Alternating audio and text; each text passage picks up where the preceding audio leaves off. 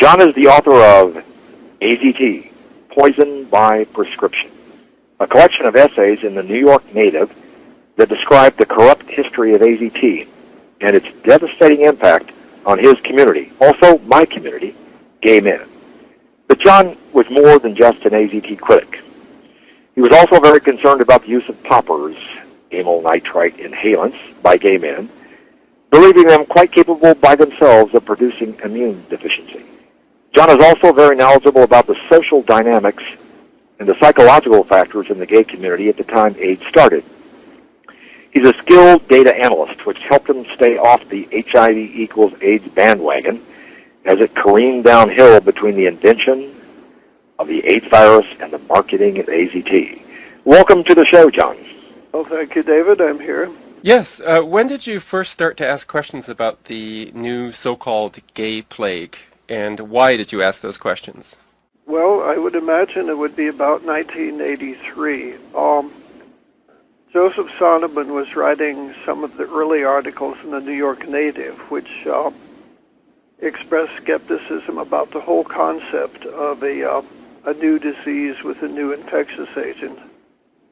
But I started working with Hank Wilson in 1983, and it was tied to AIDS to some extent. I mean, this was before the declaration had been made that the cause of AIDS had been found, and before HIV was given its name. But Hank and I published a series of articles and pamphlets basically trying to warn gay men about the dangers of using the nitrite inhalants, whether or not they were related in some way to AIDS. The medical literature suggested they were definitely harmful to the health. And what were the conditions that the overuse of poppers caused? Well, a great many things. They can kill through two different types of anemia, through heart attacks and strokes. In the long term, they are still the only tenable hypothesis we have for the occurrence of Kaposi sarcoma in gay men. And this is a premier gay drug. Virtually, there was a while when almost all active gay men used them, and virtually 100% of the early AIDS cases used poppers, as well as a lot of other drugs. In fact, in the first paper in 1981, there was only about half a dozen cases, but all of them used poppers. Oh, right. And during that time period, tell us what you were doing. What kind of professional life did you have? What led you into looking into this in almost the way an investigative journalist would look into it? Well, I was trying to balance two things. I was still working then as a market research executive and analyst, but I also had a side career as a gay activist and writer. Eventually, I had to simply concentrate on being a writer. But I read all of the early medical reports, and in the early days, there were only about maybe a dozen and a half. So you could read everything written. Now there are probably hundreds of thousands, and nobody could conceivably do it. But in looking, one thing, the early reports were very open-minded as to what the causes of AIDS might be. It wasn't even called AIDS at one point. It was called gay-related immune deficiency, GRID, at one point. Yeah. The possibility of toxic causes were very much considered up until the 1984 press conference, where the Secretary of Health said the probable cause had been found. But looking at the reports of the CDC, the Centers for Disease Control, I was really shocked by how incompetent they were. And this had to do not only with analytical things, but even the very simplest conventions of statistics they were ignorant of. And then later I realized not only that were they incompetent, but they were also extremely dishonest. So my very first articles on AIDS were to show that the CDC deliberately were trying to construe AIDS as caused by a new infectious agent rather than by the use of drugs. And in fact, it wasn't just the use of drugs, but it was the spreading of old pathogens like those that cause syphilis or gonorrhea or hepatitis.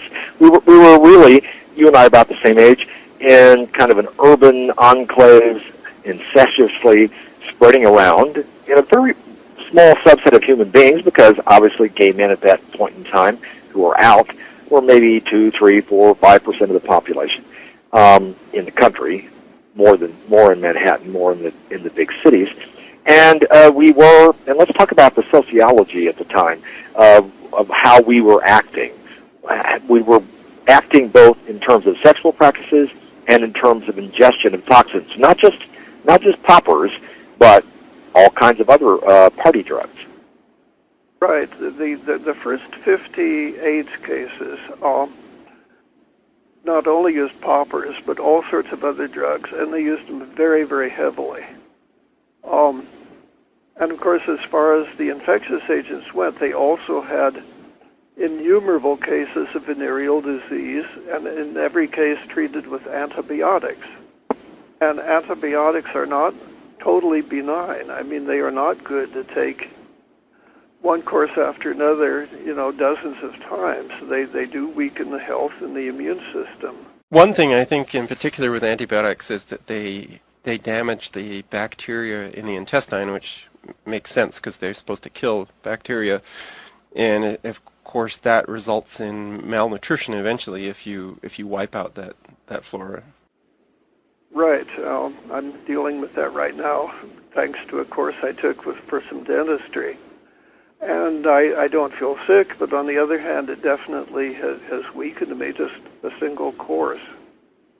The other factor going on at that time, I would say, that I remember, I'm 63 years old, in the late 70s, early 80s, I was moving past 30 and into my early 30s, and that was that we were sort of coming from small towns, small cities, gathering in urban enclaves, and we were coming out and proud, and we're becoming the targets of the religious right. There's a lot of stress, a lot of fear, anxiety, and depression among gay men, living this sort of hypersexual, hypersocial lifestyle, but we also were suffering the very real effects of the psychogenic effects of being a hated minority at that time, weren't we not? Yeah, I agree with you completely. And this really is the topic of the book I co-edited with Ian Young called The AIDS Cult. This is still in print, by the way, and it's a collection of essays that go into the psychosocial causes of AIDS.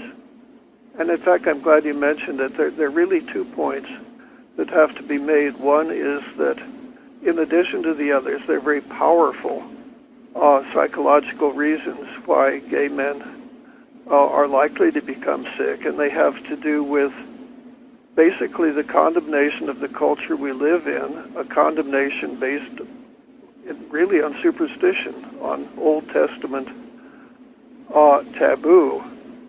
But the second point is that, I've explained in considerable detail in my book why the early AIDS cases got sick in the ways that they did get sick. But the later AIDS cases are really very different. The psychological terrorism would still be there, but a lot of the people that are now given the so-called HIV positive diagnoses aren't sick at all, but they're bullied and bamboozled into taking these drugs, and sooner or later they do get sick. Some of them, acquire an AIDS diagnosis because of the effects of the drugs, but others die before they even get a diagnosis. Let's talk about that progression of the number of deaths attributed to these presenting illnesses that were called AIDS by virtue of presenting illness. When you talk about 1981, 82, 83, 84, 85, we're talking about 5,000 or 10,000 people dying a year of what was noticed, at first called gay-related immune deficiency and then AIDS. It was what year Well, I know what it was, and you know what it was. 1987, when something really changed the whole dynamic of who was being said had AIDS. Yes, indeed. 1987 was the year that AZT was approved for marketing by the Food and Drug Administration. And in the discourse on AIDS, it can get very complicated, but I think it's necessary to latch onto a few simple things that we know for sure. And what we do know for sure is that AZT was approved for the market on the basis of fraudulent research. I managed to get hundreds of pages of documents under the Freedom of Information Act, and it showed beyond any doubt whatever that massive cheating took place in the Phase 2 AZT trials, which were the basis for approving the drug. And furthermore... Wait a minute. Phase 2 is normally a preliminary study. No, before that, they do the Phase 1, which is simply to find out if it's possible to do a study at all. Right. I thought Phase 2 was like the dosing and things like that, and Phase 3 was the sort of the large-scale trial, but maybe... No, Phase 2 is large-scale. It's supposed to show that the drug is, number one, safe, and number two, effective. And it's the basis for the approval of the drug. Phase 3, I don't know. I mean, you could go on that other countries have a post-marketing surveillance plan to, after a drug's put on the market, to follow. Perhaps we should say here, we're not really saying that the drug companies were the only culprits here. There are a lot of gay men out there who said, let's have this drug. Let's this is a single pathogen that's killing us. Let's have something that kills that pathogen. And gay men were kind of embracing AZT. At least some parts of the gay community were embracing AZT. Some were. They were desperate. There were others who really were cold-blooded tools or agents of the drug companies. And something like ACT UP, the AIDS activists, I knew these people pretty well, and some of them were, good, decent people. They really believed it. But there were at least some in the leadership who were cold-blooded, hard-boiled tools of the pharmaceutical company. And the whole thrust of ACT UP, Are you saying that they were, on the payroll of the drug companies, in effect? Well, certainly the payroll. There are many ways the drug companies could reward them. Cash under the table, cash over the table, stock options, various other things. But yes, I am saying that. I don't know exactly how it worked. What were some of the major corruptions in the AZT trials? How did the drug company and the researchers manipulate the results to get a successful outcome? Well, I have a whole chapter in my book, The AIDS War, on the fraud in the trials, and also I think that article is on the internet, something like FDA documents show fraud in AZT trials. But it would include illegally entering people into the study. It would say that people who almost died from the toxicities of AZT suffered no adverse reactions. It would be lying about the length of time people were in the study. It would be, among other things, a total inability to account for the drug itself. People who died from AZT poisoning were counted as a death in the placebo group. There's hardly any form of cheating that did not take place in the study. And everybody knew who was on AZT, right? That's another thing you... Well, not everybody, but it became unblinded pretty soon, and according to the plan, neither the doctors nor patients were supposed to know who was on AZT and who was on placebo. But in fact, simply blood tests made it very, very obvious who was getting AZT, and so the doctors would certainly have known. And it was around this time, was it not, that people who were not presenting with so-called opportunistic illnesses like KS or pneumocystis pneumonia, people simply had taken Dr. Gallo's or Dr. Montagnier's HIV test were being placed on these drugs without illness. Well, that's the situation now, and of course, ACT is still prescribed, although not in much lower doses than before. But there's a whole mythology with the new generation of drugs, which don't kill people nearly so quickly, but on the other hand, they kill them sooner or later. And to go back to Terry's point, in 1993, the definition of AIDS was changed so that you could have AIDS with a low CD4 cell count and a positive HIV test without any illness at all. And by the late 1990s, over around 2/3 of new cases were in people who were healthy at the time of their so-called AIDS diagnosis. But the practice of giving drugs to people pre-AIDS predated 1993, right? That between 87 and 93, people started to be given drugs even though, as Terry said, they were still healthy. yes, there were, fairly early on, people like William Hazeltine were saying that all gay men, even if they were negative, should take the drugs to prevent them from becoming infected. And my take on that is that whether it's conscious or not, he's saying that all gay men should be killed through drugs. It's part of the homophobia of the Judeo-Christian tradition we live in. It's really interesting that as we moved into the late 80s, we saw a lot of people, including some straight people like Arthur Ashe, people who took tests and said they were HIV positive and they were talked into taking AZT. What do you know, John? What would you guess with the number of people who were really sickened and killed who had no presenting illnesses, just a positive test for the proteins, for the antibodies that were supposed to be specific to HIV?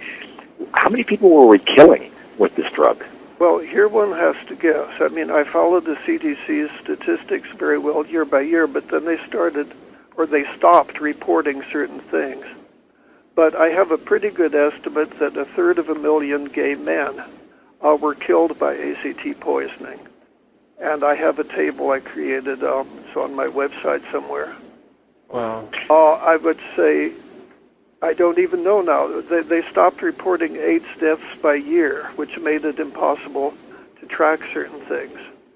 Yeah, I noticed that also, that the statistics, especially around 1997, was a big year where the next year, all of a sudden, they'd removed all the good stuff out of the reports. All that really they concentrate now on is how many cases there are in each city, in each state, which I guess is purely for funding purposes.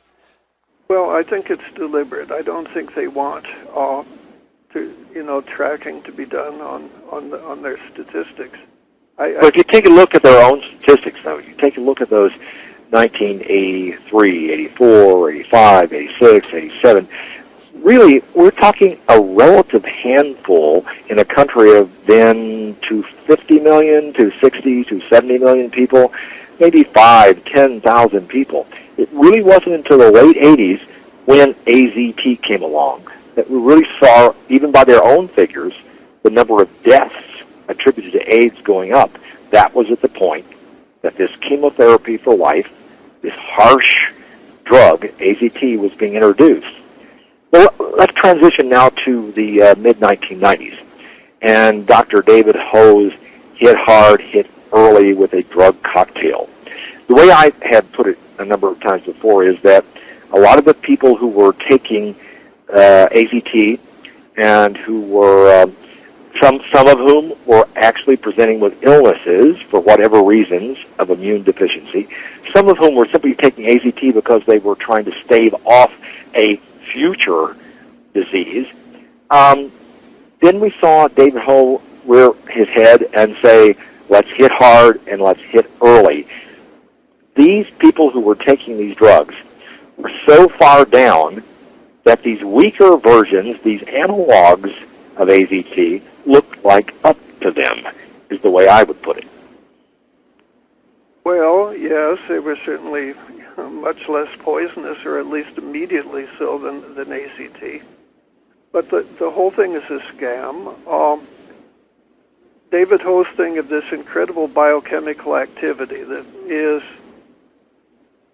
Mark Craddock, as a mathematician, exposed it for the nonsense it is. But the truth is that if we look upon HIV, a retrovirus, as a particle, something outside of cells, something infectious, exogenous as it were. This has never been shown or demonstrated by the standard tests for isolating a virus. And so all we really have are different types of, I guess, basically chemical tests which identify genetic sequences. It would be like, say, an episode of crime scene investigation, and somebody finds a human thumb in an alley. Well, then the boys and girls from CSI show up, and they say, well, this is a human thumb. But somewhere else a human being is, either alive or dead. They don't look at the thumb and say, this is a human being. But the scientists do that. They find a genetic sequence and say, this is the virus. But it's not a virus. It's a genetic sequence that may or may not have something to do with the virus. I'm not sure they even have a thumb. I think they have a thumbprint, or what they think is a thumbprint. It might not be. Okay, that's even better. Yes. Yeah. And it's a very dark alley, so they really can't see. Okay, that's still better. Right. One thing that's always interested me is the dynamics of money and how that influenced things. I think you've talked about how much money the gay publications got from Popper's advertisements. Was the New York Native different? Did they not accept Popper's advertising? If they did, they stopped doing so, but it was practically the sole exception. But a typical gay paper, and of course now there are very few gay publications, but in those days they would get tens of thousands of dollars from running many different full-page ads for Poppers. It was their largest source of revenue. Well, let me tell you what has replaced that, because I've done studies, content analysis studies of this, of the Washington Blade. This is sort of, in the minds of some people, because it's in the nation's capital, the paper of record of the gay community. It's been around for 4 decades. You take a look at any edition of the Washington Blade that will come out tomorrow when we're taping this, and you'll find dozens of full-page ads for drugs. Not for Poppers anymore, but for Truvada, for Icentris, for all of the pharmaceutical company drugs that are supposed to be attacking the retrovirus. In fact, I did a content analysis showing that scores of pages in 2007 and 2008 in the Washington Blade were taken up by drug companies, particularly Gilead Sciences in Foster City, California, making Truvada. The drug ads, Poppers, in the early 80s have been replaced by the legal drug dealers, the pharmaceutical companies in gay publications. Gay publications today, to some degree, are almost owned and operated by the HIV/AIDS drug industry. Yes, I agree. And of course, there are other commodities too. And the whole scam of testing, the general population is not told to get tested. But it's very much targeted to gay men, where if you were to take the general population, a certain percentage would test positive for reasons that we have no idea what they are. Nothing to do with the virus. And the same thing with gay men. If you take enough people, you will certainly get people who test positive. And on top of that, if you take people who are using certain drugs, nobody has ever done the study, but I truly believe that some of the drugs gay men use, like Poppers and other things, cause positive readings on the so-called HIV antibody tests. I think you might be onto something. I know I've looked into some of the IV drug studies, and there is one famous study from Montreal published around 97 that showed that the risk of seroconverting increased dramatically if you used clean needle exchanges, which is totally counterintuitive with an infectious theory, but it seems that those using clean needle exchanges use more drugs, and so therefore maybe the HIV test is sort of monitoring how many immune stimulants you've had in the past, and maybe that's the same with poppers. Well, the whole idea that you can pinpoint the HIV, the human immunodeficiency virus, via a set of proteins is given lie to by the fact that we know that there are about more than 70 different conditions that can produce these proteins in the blood. And these tests have never been claimed, even by their manufacturers, as saying they're tests for infectious virus present in the blood. They're just simply tests for proteins that cross-react with other kinds of body processes. And of course, the sheer beauty of what you mentioned about the ones using clean needles more likely to be positive, the simplest question imaginable, and I posed this decades ago, would be to ask intravenous drug users who had an AIDS diagnosis, did you ever share needles? Yes or no? And it never occurred to them to ask the question, but someone like William Burroughs, who's certainly knowledgeable about drug use, said that intravenous drug users virtually never share needles. They're not stupid, and they very well know about the dangers of things like serum hepatitis from that. Very likely, a lot of these people, intravenous drug users, never shared needles at all. And another problem with drugs is that people think about people injecting heroin, but in actual fact, people don't inject heroin. They inject a mixture that contains heroin and a number of other substances, toxic solvents, byproducts of an illegal production of a drug. At the RA 2009 conference, some Italian researchers showed body parts of insects in the drugs and chunks of metal. And so who knows what you're injecting into your arm every day if you're doing heroin or injecting cocaine or whatever. As far as immune deficiency is concerned, you can go back to that old 1992 Clinton campaign, it's the economy, stupid. Well, in this case, it's the drugs, stupid. It's not some mysterious retrovirus that's attacking your immune system. It's the heroin or the amphetamines that you're shooting into your veins, or the heavy metals, the impurities that are the bathtub gin of the America's war on drugs that you're shooting into your veins. But, we decided to use 19th century single pathogen theory here and decide that, well, this must have been a retrovirus, and we've got that blood-borne retrovirus, and we've got to get rid of this retrovirus if we want to get rid of AIDS. I think the intravenous drug users are the very simplest case. I mean, my take on what I call the risk, and Duesberg did the risk-AIDS hypothesis, is that different people with AIDS diagnoses are getting sick in different ways and for different reasons. But the intravenous drug users, the heroin users, are getting sick in exactly the same ways they were sick 100 years ago. Right. They're emaciated, and they get lung disease of one sort or another.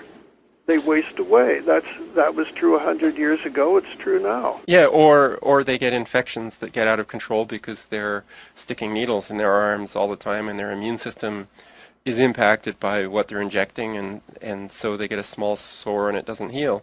Yeah. I just went on to the CDC website for National HIV Testing Day, which I'm sure everybody knows is June 27th. And I think what the CDC says supports your viewpoint about the bias, John.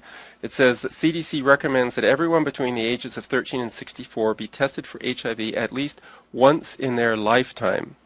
Testing once a year or more frequently is recommended for people at high risk, such as gay and bisexual men, injection drug users, or people with multiple sexual partners. The only other group they mention is that the CDC also recommends that pregnant women get tested early in their pregnancy.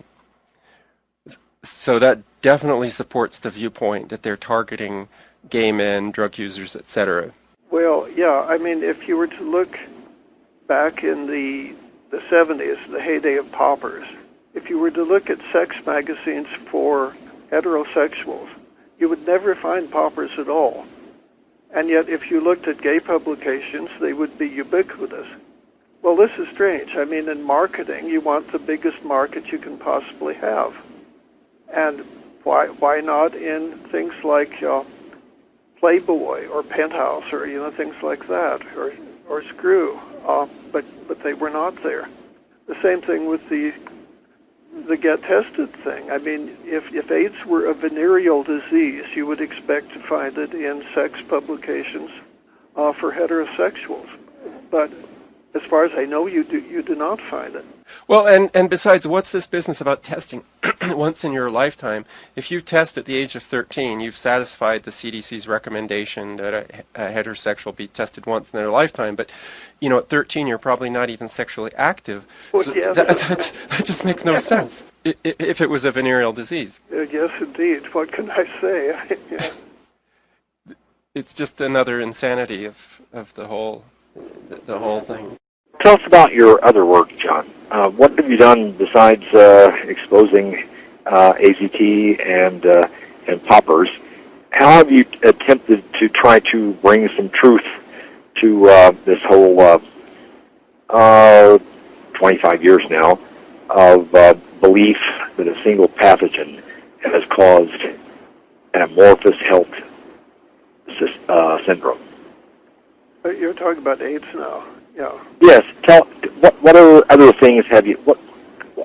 What other areas have you looked into besides the poisonous AZT, the poisonous nature of poppers, that could give us some insight into whether or not there is still something that we can even call acquired immune deficiency syndrome among gay men? Well, that's both the starting point and the end point. I mean, before the notorious 1984 press conference, it was clear that the definitions of AIDS made absolutely no sense, and that it clearly was a construct rather than a coherent disease. Then they changed the definitions of AIDS several times. The old definition of AIDS really peaked about 1986 and was going down, and then they greatly expanded the definition, and it went up, and also with the administration of drugs like AZT, which can cause any number of the AIDS indicator conditions, it went up. But that's one thing, that AIDS has never been defined rationally, and it's changed drastically over time. Second, whatever so-called AIDS might be, regardless of the definition, it's not infectious. And this can be demonstrated very simply. Any infectious disease will spread out into the general population. You don't have any true infectious disease that remains compartmentalized by cultural groups. But AIDS has. It has remained rigidly compartmentalized, confined in the United States almost entirely to intravenous drug users and gay men. Aren't there a considerable number of gay men who are sort of living a double life, or where they're sort of, for societal reasons, maybe married and pretending that they're heterosexual, but still innately they're homosexual? And wouldn't those bisexual men be bringing the virus into the general community? Well, yes, and of course, you mentioned earlier Arthur Ashe being heterosexual, which undoubtedly he was, but I would hesitate to say that he was not gay. He might have been, And since people have to hide such things, it's very well nobody would know about it. But certainly, you would expect to spread, and once it spread beyond bisexual men, you would expect it to spread. You would expect prostitutes, female prostitutes, to have a very high rate of AIDS infection and AIDS. I'm sorry, I said that wrong. See, I got of HIV. We all get confused. Well, we get sucked into it. That was me, not thinking. And yet, female prostitutes have actually rather low incidence of being HIV positive. And even when they're HIV positive, they often stay that way for years without any disease. Unless they take drugs, which a lot of them do, and then they do get sick. Yeah, prostitutes you're referring to in places like North America where drug use is associated with prostitution, but in places like Africa it's not. Oh, I didn't. Well, okay. Yeah, because it's an economic. I mean, people are in prostitution in Africa because they're poor. People become poor in North America because they do drugs, and I think that's the only connection. But there's many studies in Africa of prostitutes where the scientists from North America and Europe go over and try to figure out why prostitutes are staying so healthy or staying HIV negative, despite thousands of episodes of unprotected sex every year. Well, of course, people always bring up Africa. They say, well, what about Africa? And my thing is very simple, sort of cutting the Gordian knot. I just say whatever is happening in Africa has no relationship whatever to what's happening in the United States that's called AIDS. Different epidemic, different alleged pathogens, different epidemiology. We even had to give it the pathogen a different name, not HIV-1, but HIV-2. Very convenient, since we couldn't get HIV-1 to cause sickness among heterosexuals in the white West. We decided there must be an HIV-2 that will make all these black Africans with their weird sexual practices get this disease caused by a single pathogen. And of course, that is exactly where we are right now. We have a disease noticed by the CDC, by the NIH, as a gay disease in the early 1980s, and now we're saying it's the same disease that Africans have, but it's HIV-2, and it's in heterosexuals instead of homosexuals. Talk a little bit about how we made that transition from this being AIDS for gay people versus AIDS for Africans. It's utterly absurd because viruses are quite ancient, and to imagine that in the course of a few years, two completely new viruses crossed from animals to humans, or whatever the myth is, causing illnesses the world had never seen before, is ridiculous. But then everything else is ridiculous also. One thing you've followed since the very beginning is the rethinking or dissident movement. And would you like to comment on how that's changed and where you think it's going today? Well, I don't know where it's going. Schopenhauer made a comment at one point that all truth goes through three phases. First, it's ridiculed, and then secondly, it's violently attacked, and then third, it's regarded as self-evident. And we certainly have gotten plenty of ridicule. And even before that, there's the silent treatment, which would be reflected in the total media censorship in the mainstream media. But we have been very much under attack in the last few years. We're called AIDS denialists, which is supposed to be an analogy to those who are Holocaust denialists. It's supposed to be something so evil, unthinkable. And yet, we have saved lives, and the bastards on the other side, the one, profiting from it, have been responsible for whatever it is, well over 500,000 deaths in the United States alone. But none of them deal with the arguments we've raised, which are, basically rather straightforward and simple. They all go into ad hominem attacks on us. The latest one is Seth Kalichman. Oh, yes. And I have an article on him. I would recommend this to people. If you do a Google search and simply Google on AIDS critics, you will get this among the first few things. It was published in the Gay and Lesbian Humanist, which is, as far as I know, the only gay publication now that will publish articles by AIDS critics. We'll add that to the show notes, a link to that article. And what did you basically say about Kalichman and people like him in your article, just as a summary? Well, he wrote a book. I don't have the title of it right here. It's something like AIDS Denialism. And it's a shoddy thing. never comes to grips with any of our arguments at all. It's just ad hominem attacks on the brave men and women who've stood up to the AIDS establishment. It's an ad hominem thing in the sense that he's a clinical psychologist, the shrink, in other words, as opposed to experimental psychologists who are the good guys who do something useful. And it's trying to make it look as though we were sort of conspiracy nuts, for failing to believe the authorities, the prevailing verities. Well, there's no doubt that the HIV/AIDS industry is really pretty much a religious cult.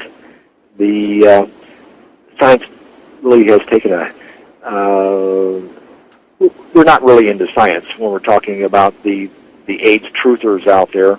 They're people who have decided that they need to do ad hominem attacks on anybody who questions any aspect of their truth, their belief system.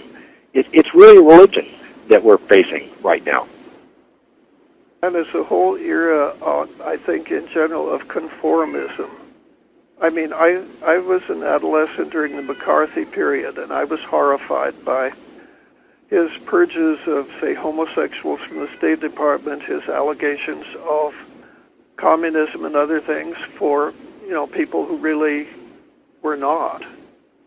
But it was almost total. Nobody stood up to McCarthy for a long time, and the Christian Science Monitor was virtually the only newspaper in the United States that stood up to McCarthy. The New York Times, all the others, more or less went along with him.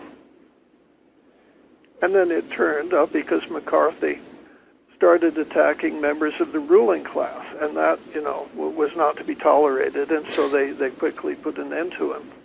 Well, we're getting near the end of our hour, David. I think you had a last question that you wanted to ask John? Yeah.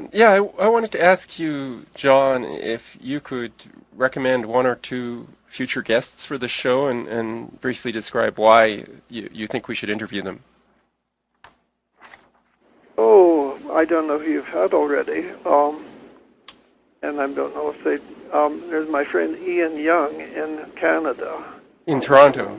Right, and Ian co-edited with me the book called The AIDS Cult, which is a collection of essays on the psychosocial issues involved in AIDS. Ian would be very articulate. Of course, there's Joan Shenton in England. I greatly admire the work that was done, the Meditel documentaries that were shown over Channel 4 television and seen by tens of millions of people. But they never were allowed to air in the United States. So I think as a hypothesis, it's very likely that there's an enormous difference between the death rates from AIDS in the United States and in England. Well, even between the United States and Canada, most statistics are 5 to 10 times higher per capita in the United States than in Canada. Yeah, well, the documentaries, one was called The AIDS Catch, one was called AZT Cause for Concern, were aired in Canada as well. And so the day after the documentary AZT Cause for Concern, thousands of patients flushed their AZT capsules down the toilet. And doctors were hysterical because they could not get their patients to take their medicine. But in the United States, the expose of AZT, nobody knew about it. Right, and people can still get Joan's videos on the Immunity Resource Foundation, immunity.org.uk, and I'll add that to the list too. But those are great suggestions. Both Ian Young and Joan Shenton are definitely people we should have on the show in the future, and we haven't interviewed either of them, so I greatly thank you for that. And I'd just like to thank you so very much for being on the show. I'm grateful particularly to have you on the show because you're such a veteran of the Rethinking AIDS movement, and I think your work on AZT and paupers in particular has saved many, many lives.